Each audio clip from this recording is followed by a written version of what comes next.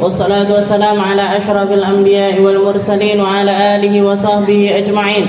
Subhanaka la ilma lana illa ma 'allamtana innaka antal alimul hakim. Rabbi shrah li sadri wa yassir li amri wahlul 'uqdatam min lisani yafqahu qawli. Amma ba'd. Alhamdulillah ala nikmatil Islam, alhamdulillah ala nikmatil iman wa kafa biha min ni'mah. Alhamdulillah, segala puji bagi Allah Subhanahu wa taala yang memberikan kita nikmat Islam, nikmat iman. Nikmat bertambahnya Islam kita, nikmat bertambahnya iman kita melalui ilmu-ilmu yang kita pelajari, melalui hikmah-hikmah yang kita dengar, melalui Al-Quran yang kita tadabburi. Maka semua hal tersebut adalah perkara-perkara yang akan membangkitkan keimanan kita, menghidupkan keimanan kita, dan menaikkan level dari keimanan kita. Para ulama mengatakan al-imanu yazid wa yanqus. Imannya manusia ini kadang naik, kadang turun. Jadi memang semuanya sadar nggih. Jadi iman itu kadang naik, kadang turun. Kadang semangat banget, kadang lek wis melek brebeh ndak kena dia apa-apa nih. Jadi memang naik dan juga turun. Tapi gimana caranya biar ketika iman kita itu turun itu minimal nggak turun-turun banget, nggak sampai jeblos lah istilahnya ngoten. Jadi kita stabilkannya itu dengan cara menambah porsi-porsi hikmah yang kita asupan gizi istilahnya. Asupan gizi yang kita tambahi lewat datangnya kita di majelis-majelis ataupun juga mendengarkan ceramah-ceramahnya para ulama, ataupun juga dengan ngambil motivasi dari orang-orang soleh. Orang soleh itu kadang-kadang nggak alim, Bu. Orang baik itu kadang-kadang nggak, istilahnya nggak harus alim untuk menjadi orang yang soleh. Dan sesungguhnya menjadi orang alim itu bukan kewajiban, tapi jadi orang soleh itu wajib. Ibu-ibu ini berarti solihah, jadi soleh angel, Jadi solihah itu perkara yang wajib. Jadi alimah itu nggak wajib. Jadi orang alim, orang ngerti Al-Quran, sebab nuzulnya, tafsirannya, takwilannya dan lain sebagainya itu nggak wajib. Tapi jadi orang baik itu wajib. Jadi orang baik itu sesuatu yang wajib. Karena kalau orang nggak baik maka dia nggak akan selamat. Orang yang nggak baik dia nggak akan selamat. Para penghuni surganya Allah Taala adalah mereka yang dikasih sama Allah Taala qalbun salim, hati yang selamat. Hati yang selamat ini gimana? Ya kotoran-kotorannya itu hilang. Kalaupun misalkan masuk di dalam dirinya kotoran, nanti dibersihkan. Masuk lagi dibersihkan lagi, masuk lagi dibersihkan lagi. Terus seperti itu mujahadahnya sampai mati. Yang membersihkan dirinya itu nggak ada batas waktunya. Sampai ruh kita diambil sama Allah Taala, kita harus terus berusaha untuk menjadi orang baik. Dan sadar diri kalau kita ini nggak baik-baik amat. Amat aja nggak baik. Kita ini nggak baik-baik amat kalau dibandingkan sama orang-orang terdahulu. Kita ini nggak ada apa-apanya. Abah saya itu sering cerita orang dulu itu nggak muluk-muluk istilahnya keilmuannya ataupun juga ibadahnya, tapi penerimaan mereka tentang agama ini jauh dibandingkan orang sekarang. Misalkan saya kasih contoh, ada banyak orang nanya sama zaman sekarang ini, ada banyak orang nanya, Ustazah boleh nggak sih uang zakat itu masuk ke masjid? Boleh nggak sih uang zakat itu masuk untuk pembangunan masjid, jadi toiletnya masjid, jadi apapun itu, tapi yang penting dimasukkan ke dalam wakafnya masjid. Boleh apa enggak? Kalau orang dulu itu, abah saya cerita, orang-orang kampung dalam itu ketika bangun masjid sempat kekurangan dana. Nanya sama salah satu ulamanya, cuman dikasih nasihat semacam ini. Apa enggak bisa kalian itu bangun masjid nggak pakai uang yang harusnya masuk ke perutnya orang fakir dan juga miskin? Diomongi gitu, tak wis paham, Bu. Oh ya udah, berarti kita cari dana yang lainnya. Bangun masjid itu nggak harus sekali jadi langsung jadi, nggak harus. Misalkan ditunda dulu, kurang dana, ya sudah ditunda dulu sebulan lagi, ngelumpuk nih uang dulu, nyari donasi lagi, nanti dibangun lagi terus seperti itu nggak masalah. Tapi jangan sampai haknya zakat yang harusnya masuk ke tempat orang-orang yang berhak atas hal tersebut justru malah dipakai pembangunan masjid. Jadi uang zakat itu gampangnya sesuatu yang harusnya jadi hak perutnya orang fakir dan juga orang miskin. Jangan dipakai untuk hal-hal yang semacam itu. Orang sekarang nggak nyari dalilnya. Nanya ulama ini nggak bolehin, yang golek sing oleh harus, golek sing oleh, golek yang bolehin, golek yang gak saklek itu sulit itu, golek sing oleh. Jadi mengentengin. Padahal kalau dari segi akses keilmuan itu jauh lebih banyak orang zaman sekarang. Tapi ngeyel sing gak nguatin, ngeyelnya ini. Semoga kita nggak jadi orang ngeyel. Semoga kita dikasih sama Allah Ta'ala hati yang lapang di dalam menerima setiap syariat-syariat yang Allah Ta'ala berikan kepada kita. Kita lanjutkan pembahasan kita masih di dalam Kitabut Thaharah, masih tentang bab Thaharah. Kita sudah menyelesaikan tentang babnya wudu, nawaqidul wudu, perkara-perkara yang membatalkan wudu, syurutul wudu, syarat-syaratnya wudu, furudul wudu, fardu-fardunya wudu. Sudah kita jelentreh nih semuanya, sudah kita jelaskan semuanya. Insyaallah dengan bekal ilmu ini wudu kita nggak akan salah. Insyaallah dengan bekal ini insyaallah Thaharah, kunci dari ibadah kita ini nggak akan meleset dari sesuatu yang Allah Ta'ala syariatkan. Sekarang kita masuk ke dalam babul istinja, bab yang membahas tentang istinja. Apa itu istinja? Istinja itu bahasa Indonesianya gampangnya cebok. Jadi bab tentang cebok. Cebok dibahas Ustazah. Iya. Ini min syumulis syariah, dari luasnya atau cakupan dari ilmu syariat, perkara-perkara kecil-kecil semacam ini pun diperhatikan oleh Allah Subhanahu wa Ta'ala. Jadi orang iman, orang Islam itu bukan cuman punya kewajiban untuk membersihkan batinnya saja, bukan cuman hatinya toh yang diresiki, tapi dohirnya juga harus bersih.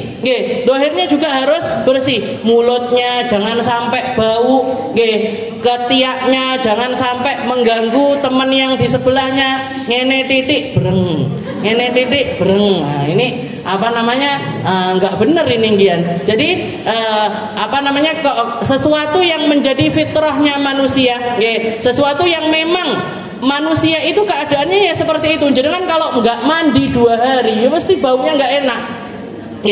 Jangan kok nggak sikat gigi pagi ini tadi, mengoh sebelahnya mesti semaput. Jadi sikat gigi, masalah membersihkan area mulut, setelah itu badan, kita pakai hal-hal yang bikin keringet-keringet di ketiak ini nggak bau seperti itu termasuk sesuatu yang diajarkan oleh syariat agama Islam. Jadi orang Islam itu bukan cuman hati, yang penting hatinya bersih, yang penting hatinya bersih, dohirnya juga harus bersih. Dohirnya juga harus bersih. Jadi perkara-perkara kebersihan ini sesuatu yang sangat diperhatikan oleh Allah Subhanahu wa Ta'ala dan diperhatikan oleh Nabi kita Nabi Muhammad Sallallahu Alaihi Wasallam. Nabi Muhammad itu kalau melihat sahabatnya beliau yang ketika masuk ke masjid itu rambutnya acak-acakan, dijungkati sama Nabi. Rene diambil sisirnya Nabi, apa enggak sempat sekedar sisiran kayak gini, apa enggak sempat kamu?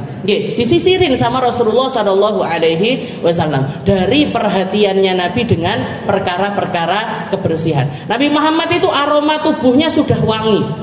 Aroma tubuhnya wangi. Keringetnya itu baunya keluar seperti, bahkan kok keringetnya Bu? Para istrinya Nabi itu pernah mendapati Rasulullah itu setelah buang hajat. Setelah buang hajat, katanya para istri Nabi yang nungguin di dekat tempat Rasulullah buang hajat, katanya istrinya Nabi, ya Rasul, jenengan ini setelah buang hajat apa setelah menyemprotkan parfum ke seluruh badan? Kok aromanya sewangi ini? Kalau kita kan aromanya harus gak karu-karuan. Ini Rasulullah kencingnya, BAB-nya, baunya itu wangi Bu. Seperti itu pun beliau, salah satu sunnahnya Nabi itu, beliau seseorang yang nggak pernah nolak parfum. Kalau ada orang ngasih, ya Rasul saya punya ini,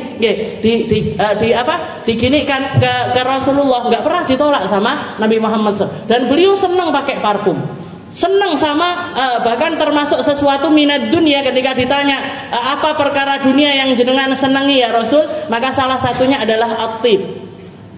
At-tib wan nisa. Tib istilahnya wangi-wangian sama kumpul-kumpul sama perempuan-perempuan. Perempuan-perempuan bukan yang bukan mahram, enggak nggih. Kumpul-kumpul sama istrinya, kumpul-kumpul sama anak-anaknya yang perempuan-perempuan. Itu jadi hiburannya Rasulullah Shallallahu Alaihi Wasallam. Jadi termasuk istinja ini.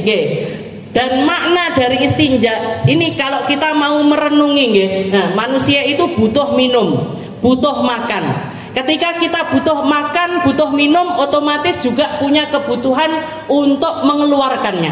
Gitu. Nah, kita minum tok, ndak iso ngetokne, bingung. Nggih. Makan tok, nggak bisa ngetokne, bingung dia. Ngetokne tok, nggak bisa makan, nggak bisa minum, bingung dia. Orang diare serba bingung. Nggih. Nggak makan, bingung. Nggak BAB, bingung. Nggak minum, bingung. Nggak kencing juga, bingung. Ini manusia. Ini nunjukkan betapa lemahnya seorang manusia. Butuh dengan segala sesuatu. Tentang perkara-perkara kecil semacam ini pun kita butuh.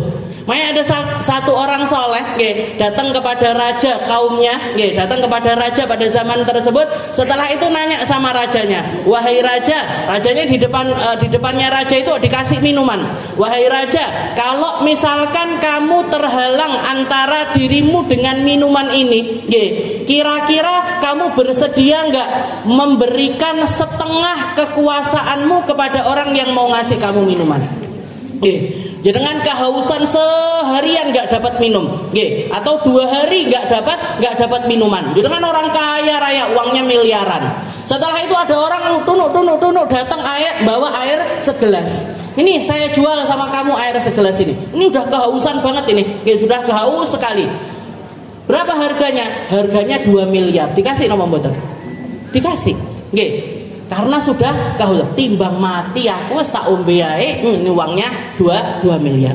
Nah, ini orang tersebut ngasih gambaran kayak gitu, wahai raja, kalau misalkan jenengan tak kasih minuman ini, dengan kamu membayar separuh dari mulkak, dari kekuasaanmu, dari istanamu, dari hartamu, mau apa ndak? Ya nggak apa-apa, nggak apa-apa, tak kasihkan setengahnya. Setelah itu kata orang tersebut, kalau gitu setelah setengahnya untuk minuman, setengahnya untuk kamu bisa kencing. Kamu nggak bisa kencing ini, kena sakit nggak bisa kencing. Ada dokter yang bisa ngobati biar bisa kencing lagi. Mau nggak bayar dengan separuh hartamu yang lainnya? Iya, nggak apa-apa. Kata raja tersebut. Maka orang soleh ini tadi mengatakan ufin lid dunya, la yusawi syurbah wala baulah. Seperti ini loh harganya dunia. Bahkan nggak bisa dibandingkan dengan segelas air dan segelas kencing, kan nggak pas gitu. Jadi baulah itu pipis sama minumanmu ini loh, la yusawi mulka. Nggak ada harganya. Seluruh kekayaanmu ini hanya untuk membeli segelas air ataupun kamu bisa kencing. Nggak ada harganya Bu dunia ini. Orang kalau sudah sakit, mau dia di depannya ini makanan seenak apapun, fasilitas semewah apapun, enak napa mboten? Enggak enak. Tetap enggak enak. Orang kalau sudah kena stroke, mau dikasih makanan ini es krim, dikasih pecel, apa maunya bubur, maunya bubur. Habis itu kalau enggak gitu diinfus. Seperti ini keadaannya dunia. Nah, jadi al istinja, ini istinja. Ta'riful istinja lughatan talabu qat'ul adza. Katanya beliau, di dalam kitab ini Taqriratus Sadidah dikatakan al istinja. Apa itu istinja? Istinja itu talabu qat'il adza au khallasahu. Jadi yang dimaksud istinja ini adalah memutus sesuatu atau mengikhlaskannya, nggih, melepaskannya. Makanya ikhlas itu orang dinamakan ikhlas itu nggih, karena pelepasannya itu mirip dengan ketika orang istinja, nggih. Jadi tandanya kalau kita melakukan sesuatu dengan ikhlas itu nggak ada beban. Sama kayak jenengan nggak ada beban ketika setelah kencing dan setelah BAB. Beban apa mboten? Nggih. Habis pipis ngoten. Dimang banyune ning ndi ya? Porone morogot sing endi? Apakah ke sungai yang aku inginkan atau ke laut yang aku inginkan? Kan nggak mikir. Nggih. BAB juga gitu. Sudah selesai aja. Nggih. Orang dikatakan orang ikhlas itu semacam itu. Ketika dia melakukan kebaikan, setelah melakukannya lepas, nggih, nggak nginget-nginget, nggak ngundat-ngundat, nggih, nggak ngundat-ngundat perkara tersebut, nggih. Makanya Allah Taala mengatakan di dalam Al-Quran, la tubtilu shadaqatikum bil manni wal adha. Jangan kamu itu ketika sedekah kamu batalkan sendiri sedekahmu itu bil manni wal adha. Apa itu man? Al-man itu ngundat-ngundat, nggih. Ngundat-ngundat pemberianmu itu atau memberikannya dengan cara yang menyakitkan, nggih. Memberikan tapi dengan cara yang menyakitkan itu nggak ada pahalanya, nggih. Jangan sedekah makanan, nggih. Jangan sedekah makanan kasihkan. Setelah itu ternyata makanannya ini makanan sisa kemarin lusa, nggih. Makanan sisa bukan cuma kemarin lusa, nggih, dikasihkan. Akhirnya orang ketika buka mau dimakan ternyata udah bau, nasinya udah bau, lauknya udah bau, nggak bisa dikonsumsi. Ini sedekah ini batal, nggih. Karena apa? Karena memberikan dengan cara yang menyakitkan, nggih. Jadi yang batalin itu dua, alman wal adza, nggih. Ngasih dengan cara yang buruk dan juga memberikannya setelah itu diundat-undat. Awakmu lo wis tak kei, kamu lo sudah tak ginikan, batal itu semuanya. Okay. Jadi la tubtilu shadaqatikum bil manni wal adza. Jadi ikhlas itu diambil kadang-kadang dengan cara khalasah. Okay. Orang kalau sudah keluar terus nggak eleng itu baru namanya ikhlas. Okay. Sulit kalau betul. Sulit sekali. Nggih, makanya tingkat tertinggi, nggih, katanya setan illa ibadaka minhumul mukhlasin la ughwiyannahum. Ya Allah, nanti kasih saya umur panjang sampai hari kiamat nanti. Saya akan sesatkan anak Adam dari depan mereka, belakang mereka, kanan mereka, kiri mereka, akan aku ambil segala macam cara untuk menyesatkan mereka. Yang selamat dari tipu dayaku cuma satu golongan. Illa ibadaka minhumul mukhlasin, hamba-hambamu yang ikhlas saja, nggih, yang akan selamat dari tipu dayanya setan, nggih. Makanya kudu belajar dan belajarnya juga terus menerus. Nah, jadi itu secara bahasa. Wa syar'an izalatul kharijun najis al-mulawwith minal faraj anil faraj bima'in au hajarin, nggih. Jadi yang dimaksud secara syariat istinja atau cebok secara syariat ini adalah izalatul kharijun najis, menghilangkan atau membersihkan sesuatu yang keluar dari kemaluan manusia, yang sifatnya itu najis, yang sifatnya itu najis. Kalau nggak najis nggak wajib. Jadi kalau yang keluar ini bukan sesuatu yang najis, maka nggak ada kewajiban untuk melakukan istinja. Seperti apa yang nggak najis? Keluar keringat, jenengan keringetan, maaf bagian kemaluannya berkeringat, terus marbe sholat perlu cebok apa ndak ya? Ndak wajib, ndak wajib cebok, tapi boleh cebok, tapi nggak wajib cebok. Atau setelah buang angin, angin itu najis napa mboten?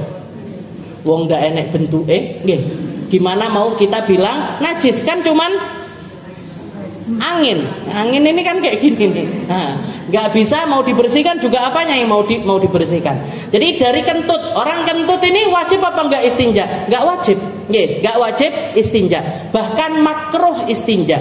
Katanya Nabi Muhammad, manistanja minarri, barang siapa yang cebok gara-gara dia kentut falaisa minna, bukan golongannya Rasulullah Shallallahu Alaihi Wasallam. Jadi nggak perlu, tapi nggak sampai ke tingkat haram, nggak sampai ke tingkat haram. Kalau ada orang kentut, aku kok was-was ya, mau tak bersihkan aja bagian belakang, makruh hukumnya, makruh, tapi nggak sampai berdosa. Jadi izalatul kharijun najis membersihkan sesuatu yang keluar dari kemaluan seseorang yang sifatnya itu najis. Al-mulawith, yang najisnya itu mulawith itu apa namanya, bisa nopo nggih. Jadi begitu keluar itu enggak di satu tempat, tapi kena sampingnya. Nggih. Gitu. Jangan kalau keluar kan seperti itu. Ada yang terus enggak kemana-mana. Nggih. Kan enggak. Jadi kan biasanya kemana-mana. Maka karena kemana-mananya ini tadi loh, maka harus dibersihkan. Nggih, maka harus dibersihkan. Minal faraj. Nggih. Dan pembersihannya itu di area kemaluan. Jadi istinja ini khusus untuk pembersihan bagian kemaluan saja. Kalau bagian lain bukan dinamakan istinja. Nggih, jangan keluar ingus, nggih, dilap pakai tisu. Ngapain? Istinja. Nggih, angel ini. Nggih. Jadi korek-korek kuping, ngambil kotorannya ngapain? Istinja. Nah, bukan. Istinja itu khusus untuk bagian kemaluan saja. Nggih. Minal faraj, nggih. Anil faraj. Setelah itu juga dikatakan nggih, idza kanatin najasah min ghairi farj fa idza takunu bi. Jadi anil faraj jadi yang area kemaluan, nggih. Dan yang fokus kebersihannya itu tentang najisnya yang keluar dari situ. Nggih. Jadi kalau misalkan dari depan jenengan kencing, maka yang fokus dibersihkan ya bagian kencingnya itu tadi. Kalau jenengan habis BAB, maka yang dibersihkan juga bagian belakang. Minal faraj, anil faraj, bima'in au hajar. Alternatifnya dengan dua hal, yaitu yang pertama pakai air, nggih, dan ini lebih afdol, nggih. Yang kedua dengan hajar atau dengan batu, nggih. Atau yang dinamakan istijmar, nggih.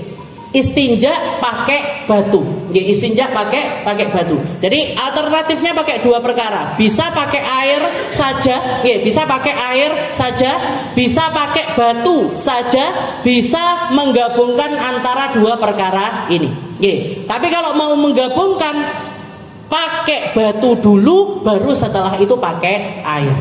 Bukan air dulu, setelah itu batu, nggih. Dan kalau jenengan membayangkan istinja pakai batu, ini nggak harus batu-batu yang semacam itu, nggih, nggak harus batu-batuan, enggak. Tapi bisa jadi pakai sesuatu yang lain. Kalau zaman sekarang ini banyak orang ke toilet pakainya tisu, nggih, pakai tisu. Ini masuk enggak kategorinya istinja pakai tisu? Ini pakai bisa nggak dikatakan pakai batu juga? Bisa. Nggih. Karena semua syaratnya batu itu bisa ada di dalam syaratnya tisu, nggih. Qalian, nggih, bisa ngangkat najisnya, bisa membersihkan najisnya. Tisu itu juga sesuatu yang suci, nggih. Tisunya juga sesuatu yang suci, mampu membersihkan seluruh area dari kemaluan tersebut. Jadi sebenarnya sudah masuk kategorinya istinja. Jadi orang mau istinja pakai tisu aja boleh. Pakai air aja boleh.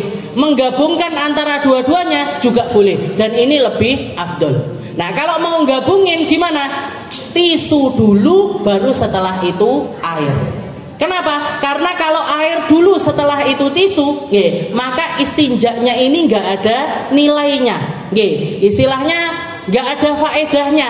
Wong air itu membersihkan najis sekaligus atharun najis, nggih. Jadi najisnya hilang, bekasnya najis juga hilang. Nah, kalau sudah sampai bekasnya hilang, ngapain kita bersihkan lagi pakai tisu? Tapi kalau cuma pengen ngeringin aja gimana Ustaz? Enggak apa-apa, nggih. Tapi itu bukan masuk istinja. Nggih, bukan masuk istinja. Cuman ngeringin aja biar kalau pakai celana dalam enggak basah, nggih. Enggak apa-apa, enggak masalah. Nggih, tapi bukan masuk di dalam kategori istinja. Nah, ini namanya syarhut tarikh minal faraj muta'alliqun bil kharij kharaja bil kharij minal fam kal qai fa izalatu la tusamma istinja. Jadi ini adalah definisinya istinja. Setelah itu istinja ini juga punya hukum-hukum. Oke. Jadi cebok aja hukumnya macam-macam, Bu. Ada kalanya hukumnya wajib, oke. Ada kalanya hukumnya sunnah. Ada kalanya hukumnya makruh, oke. Mubah, makruh, muharram. Mubah, makruh, dan juga muharram. Muharram ini ma'as sihah dan juga ma'a ghairus sihah. Jadi ada kalanya istinja itu hukumnya wajib.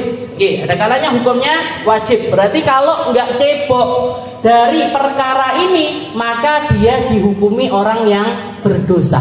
Oke, dihukumi orang yang berdosa. Kapan? Idza kana al-kharij najisan mulawwithan ay radban. Oke. Jadi wajib hukumnya istinja kalau yang keluar ini adalah najis yang basah. Najis yang basah. Kalau najisnya basah, maka wajib hukumnya untuk cebok. Kalau enggak cebok, maka dia berdosa. Oke. Kayak apa? Ya keluar kencing, keluar BAB, atau maaf misalkan ada orang ambeien keluar dari bagian belakangnya itu darah, maka semuanya ini hukumnya adalah wajib istinja. Dan nggak boleh dibiarkan, nggak boleh dibiarkan. Istilahnya kalau sudah kelihatan keluar najisnya, sudah kelihatan keluar najisnya, apalagi kalau sudah dewasa, sudah punya kewajiban untuk sholat dan lain sebagainya, maka begitu selesai keluar harus langsung dibersihkan. Nggak boleh ditunda-tunda. Nggak boleh ditunda-tunda. Bahkan Rasulullah SAW beberapa kali ketika melewati kuburan, Rasulullah mengatakan inna ammat adzabil qabr, sesungguhnya mayoritas orang yang kena azabnya kubur ini karena dua perkara. Yang pertama adalah alladzina yamshuna bin namimah. Mereka yang seringkali berjalan di atas muka bumi ini bawa yang namanya namimah. Apa itu namimah? Senengane adu domba. Jadi sukanya menghasut sini, hasut sana, ngompori sini, ngompori sana. Delok-deloken majelis neng gone kono iki lho. Misalkan. Jadi ngompor-ngompori, yang sebenarnya itu adem ayem, majelis ini akur sama majelis sana akur sama majelis sana, itu, sana itu nggak nyunah kuwi, nggak sunnah itu, banyak bid'ahnya, banyak gininya.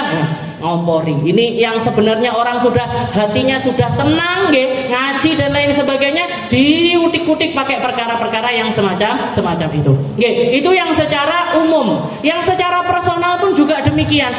Deloken kancamu kuwi lho, saiki bar ngaji taruh-ruh, misalkan. Dulu temenan kayak gini, dia itu ngomongin kamu kayak gini. Nah, nanti ngomong sama satunya, temenmu itu loh ngomongin kamu gini. Akhirnya yang pertamanya nggak ada apa-apa, akhirnya jadi tengkar. Akhirnya bertengkar. Itu namanya orang yang katanya Nabi Muhammad la yadkhulul jannah namam. Orang yang sukanya adu domba itu nggak mungkin masuk surga. Provokator mau dilabeli apapun modelnya, provokator zaman dulu itu cuman bisa pakai omongan. Zaman sekarang kan macam-macam, videonya ulama dipotong. Nanti ulama ini dijejerne, dikasih judul yang kontroversi. Ulama ini mencerca ulama ini, ulama ini terbantahkan oleh ulama ini. Itu namanya orang yang adu domba, dengan cara digital, dengan cara modern. Semuanya masuk di dalam kategori namam, orang yang sukanya namimah. Yang kedua apa? Yang kedua katanya Nabi Muhammad alladzina la yastabriuna minal baul. Mereka yang istinjanya itu enggak selesai. Istinjanya itu enggak selesai, atau membersihkan bagian kemaluannya ini enggak selesai. Makanya kenapa kok sampai bersihkan kotoran atau najis, ketika kita mengeluarkan najis yang sifatnya itu basah, diwajibkan untuk istinja. Kenapa? Karena memang ini perkara yang akan merusak semua hal dari ibadahnya kita. Juga ada di dalam kesunahannya nanti ketika kita istinja itu ada yang namanya istibro. Istibro itu apa? Ketika jenengan kencing atau BAB, selesaikan sampai tuntas.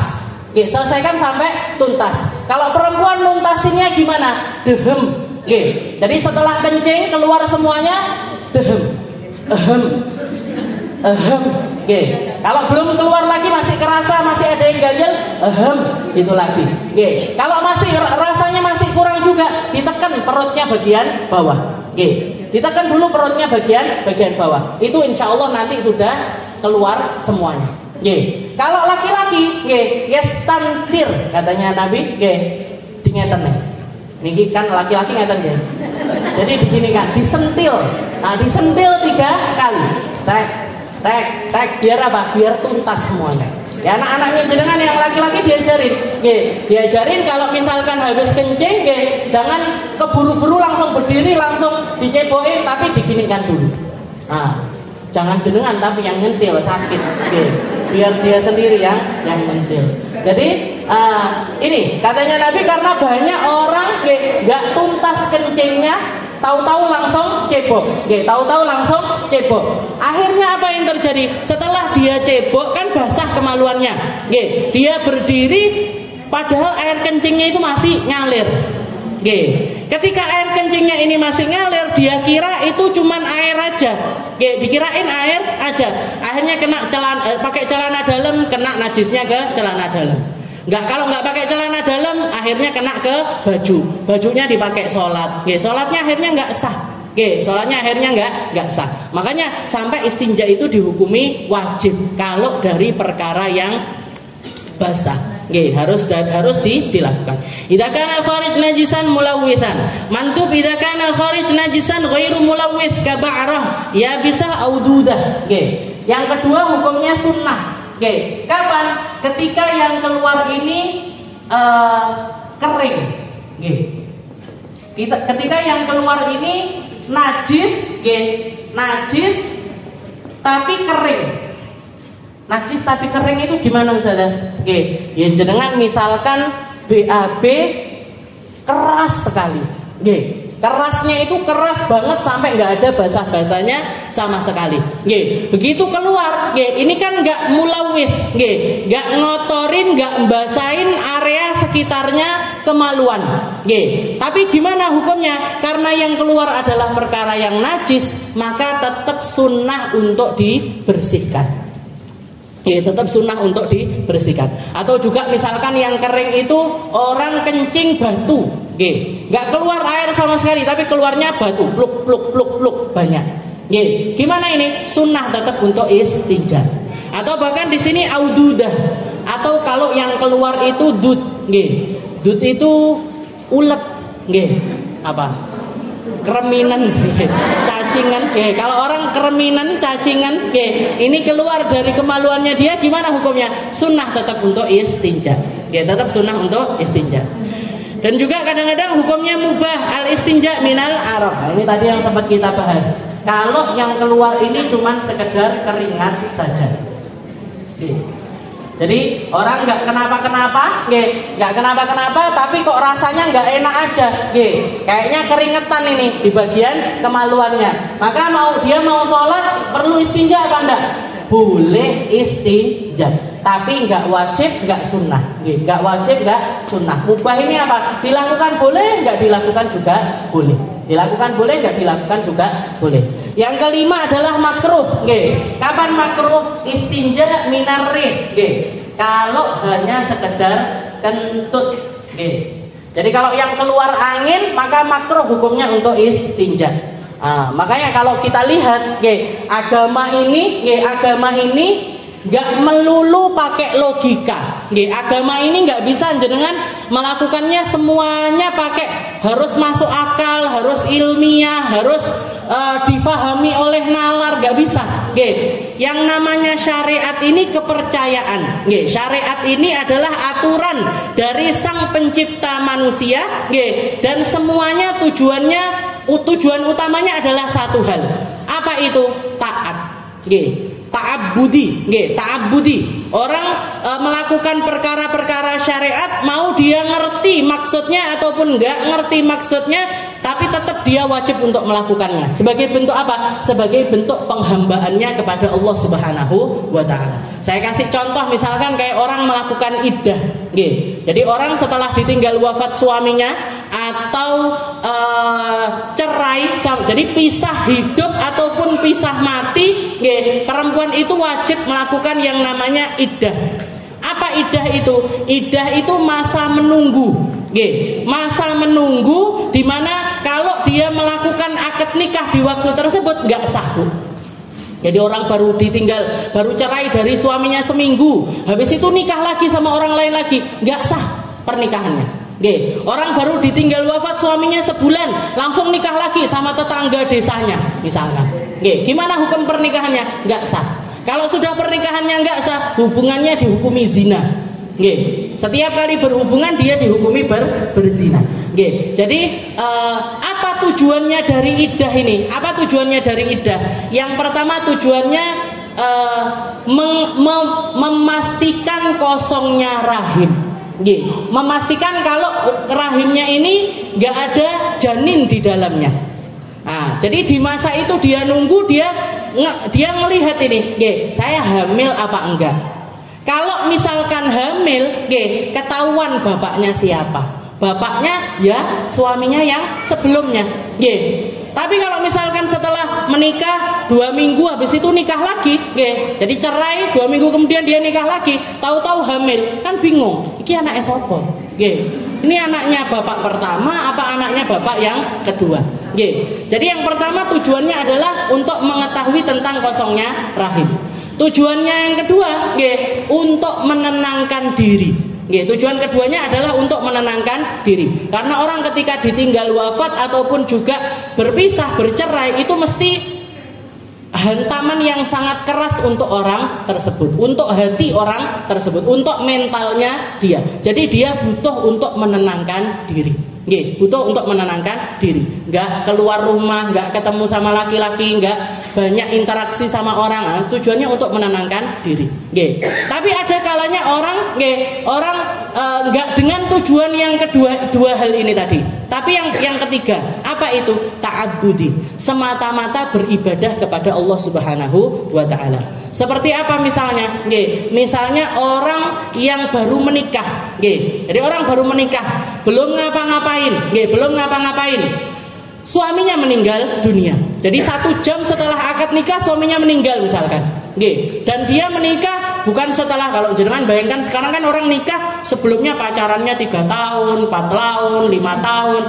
Kalau orang-orang yang ikuti syariat kan nggak kenal dulu, nggak kenal. Jadi kenalnya setelah adanya pernikahan. Jadi belum ada rasa di dalam hatinya. Jadi orang nikah karena perjodohan, nggak pernah kenal lakinya, nggak pernah kenal perempuannya nggak kenal sama laki-lakinya. Setelah itu dia nikah, 1 jam kemudian suaminya meninggal. Gimana orang ini? Wajib jalanin iddah apa enggak? Wajib. Tapi kalau dilihat alasannya apa? Kalau dibilang dia kaget karena perkara tersebut, nggak kaget-kaget banget, wong nggak kenal sama suaminya. Jadi belum jatuh cinta sama suaminya. Setelah itu kalau yang kedua untuk memastikan kosongnya rahim juga enggak, karena dia baru saja nikah. Tapi kenapa kok tetap wajib untuk melaksanakan iddah? Untuk beribadah kepada Allah Subhanahu wa taala. Tujuannya semata-mata beribadah. Jadi semua perkara-perkara syariat ini asalnya atau alasan pertamanya adalah ta'abbudi. Ta'abbudi atau beribadah kepada Allah. Jadi kentut ini, kalau misalkan ada orang ngomong yang kentut pantatnya kok yang diusap mukanya. Ini memang syariatnya kayak gini. Jadi batalnya kita dari kentut, tapi pantatnya nggak dibasuh, yang dibasuh justru malah wajahnya. Kenapa kok kamu melakukan hal tersebut? Ya semata-mata karena ibadah kepada Allah Subhanahu wa taala. Bahkan makruh hukumnya kalau karena kentut itu kita cebok. Setelah itu yang kelima, muharram ma'as-sihah al-i'ai istinja bimaghsub. Jadi haram hukumnya tapi sah. Tapi sah yaitu istinja dengan sesuatu yang gosok. Tahu jenengan gosok? Gosok itu minjem punyanya orang lain tanpa izin. Minjem punyanya orang lain tanpa izin. Jenengan punya kamar mandi, kebetulan sebelahnya kamar mandi ini pipa airnya tetangga. Jenengan bolongi, Nggih, jenengan bolong ini apa namanya? Airnya mancur ke jedinge jenengan. Tapi dengan niatan aku minjem airmu ya, tapi ndak pamen. Nggih, nanti saember aku pakai saember kok tak balikne saember. Mengambil 2 ember tak kembalikan 2 ember. Itu namanya gosok. Nggih. Lain dengan nyuri. Nggih. Kalau nyuri itu namanya sariqah. Nggih. Sariqah. Allah Taala mengatakan as-sariqu was-sariqatu faqta'u aydiyahuma nakalam minallah. Jadi orang laki yang mencuri ataupun perempuan yang mencuri dipotong tangannya. Ya, dipotong tangannya sebagai bentuk hukuman dari Allah Taala. Kalau mencuri ini apa? Ngambil. Kalau ghasab ini minjem. Nggih. Minjem tapi enggak izin. Mencuri ngambil sudah pasti gak izin. Kalau nyuri ada orang nyuri izin tak cukup ya. Nah, jadi ini nyuri mau diambil sebagai kepemilikan. Kalau gosok ini enggak. Yang sering itu, yang paling sering itu saya di gosok itu sandal biasanya. Karena sandal saya biasanya jepitan, ibu-ibu mau ke sana sebentar, saya pulang nyari sandal bundi dipakai sama ibu-ibu. Ini namanya apa, Bu? Gosok. Gosok itu minjem punyanya orang tanpa izin. Terus gimana hukumnya? Hukumnya sama-sama haram. Hukumnya sama-sama haram. Cuman kalau gosok ini masih istilahnya masih dosanya itu masih di bawahnya pencurian. Kalau nyuri di atas nisab itu sekitar 85 gram emas. Nah, itu orang yang nyuri di atas itu hukumannya dari Allah Taala dipotong tangannya. Dipotong tangannya. Tapi kalau gosok, meskipun yang digosok itu lebih dari 85 gram emas, nilai teko bakul emas 85 gram dibawa pulang, tak silih. Tinggi apa? Ya tinggi delok-delokan ae. Tapi nanti maunya dikembalikan. Gimana hukumnya? Haram. Tapi enggak sampai dipotong tangan. Enggak sampai dipotong tangan. Ini namanya gosok. Nah, kalau ada orang istinja tapi dengan minjem punyanya orang tanpa izinnya dia, maka hukum istinjanya itu sah. Istinjanya itu sah. Kalau sah itu berarti apa? Enggak perlu diulang. Enggak perlu diulangi lagi. Enggak perlu diulangi lagi istinjanya, ceboknya enggak perlu diulangi lagi. Sah hukumnya, tapi haram. Tapi haram berarti berdosa. Dan yang terakhir ma'adamis siha ai istinja bimuhtaram. Yang enggak sah ini apa? Haram dan tidak sah ini apa? Kalau dia istinja pakai sesuatu yang mulia. Pakai apa Ustazah yang mulia? Pakai roti misalkan. Nah, jadi istinja pakai roti. Misal saking sugih istinjanya pakai roti. Nah, gimana hukumnya? Haram. Atau pakai kertas yang di situ ada tulisan-tulisan mulia. Meskipun bukan tulisan Arab sekalipun, tapi ada tulisan-tulisan mulia, ilmu pengetahuan misalkan. Enek apa-apa, enek kertas bukunya anaknya fisika misalkan, dirobek dipakai buat istinja. Gimana hukumnya? Haram dan tidak sah. Kalau tidak sah ini berarti gimana? Wajib diulangi. Jadi wajib untuk diulangi istinjanya. Dia sudah istinja ini pakai roti itu tadi. Sudah istinja pakai roti. Mau sholat ditanya, kamu tadi istinja pakai apa? Pakai roti. Diulangi. Wajib diulangi lagi. Kalau nggak pakai air ya pakai hajar, pakai tisu dan lain sebagainya. Jadi ini 5 hukumnya istinja. Ada kalanya wajib, ada kalanya sunnah, ada kalanya mubah, ada kalanya makruh, dan juga ada kalanya hukumnya adalah haram. Ma'ada misya'il istinja bimuhtaram kasamarah. Ataupun juga yang diharamkan juga istinja pakai tulang.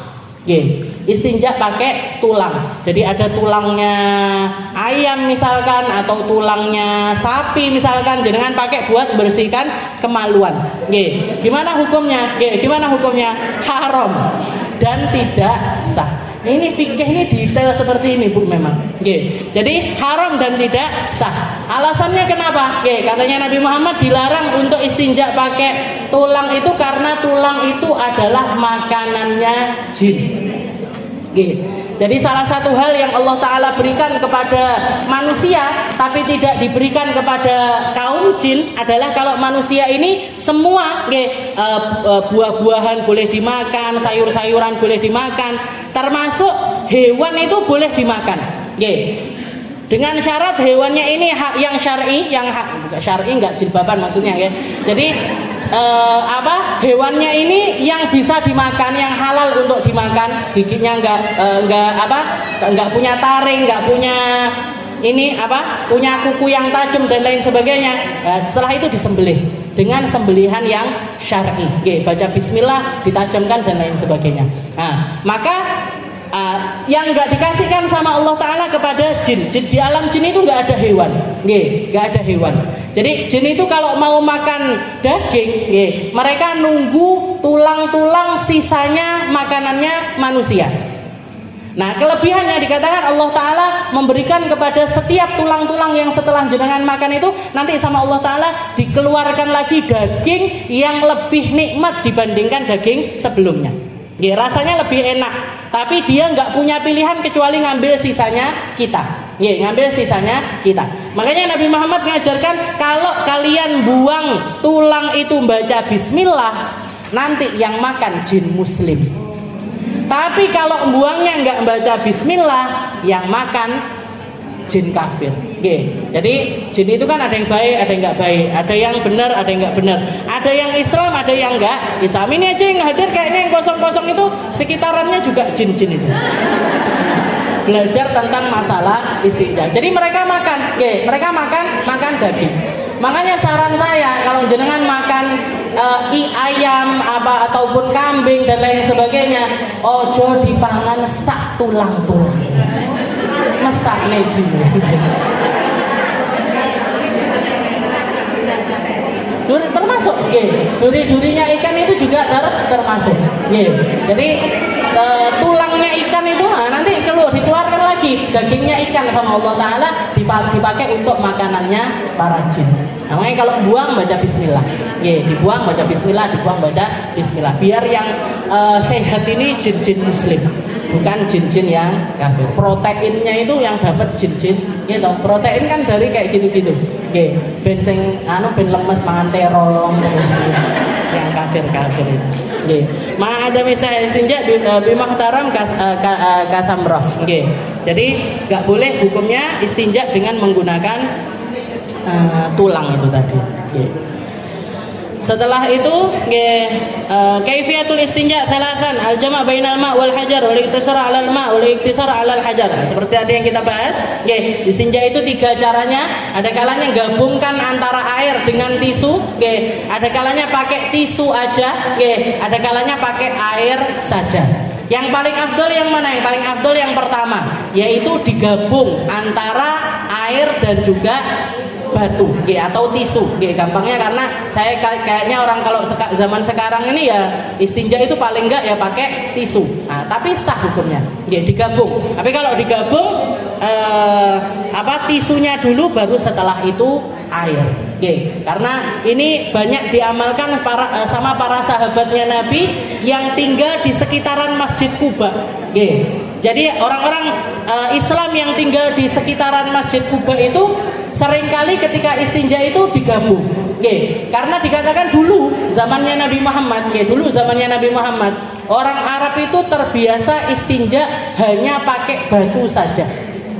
Hanya pakai batu saja. Tapi sebagian di antara mereka banyak yang mulai menggunakan air ketika melihat para ahli kitab dari agama Yahudi. Jadi orang-orang Yahudi dapat dari syariatnya Nabi Allah Musa kalau istinja itu pakai air. Maka mereka ngikuti. Tapi karena sudah terbiasa pakainya ini batu, akhirnya mereka gabung. Pakai batu dulu, baru setelah itu pakai air.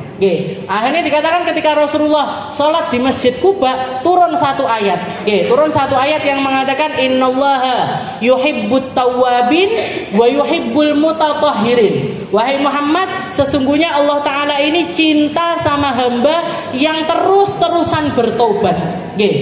Gak merasa salah sekalipun tobat. Gak merasa salah sekalipun hari pun istighfar, minta ampun terus sama Allah Ta'ala. Innallaha yuhibbut tawwabin wa yuhibbul mutatahhirin. Dan Allah Ta'ala cinta sama yang senang kebersihan. Katanya Nabi Muhammad, ini ayat gak mungkin turun kecuali ada sebabnya.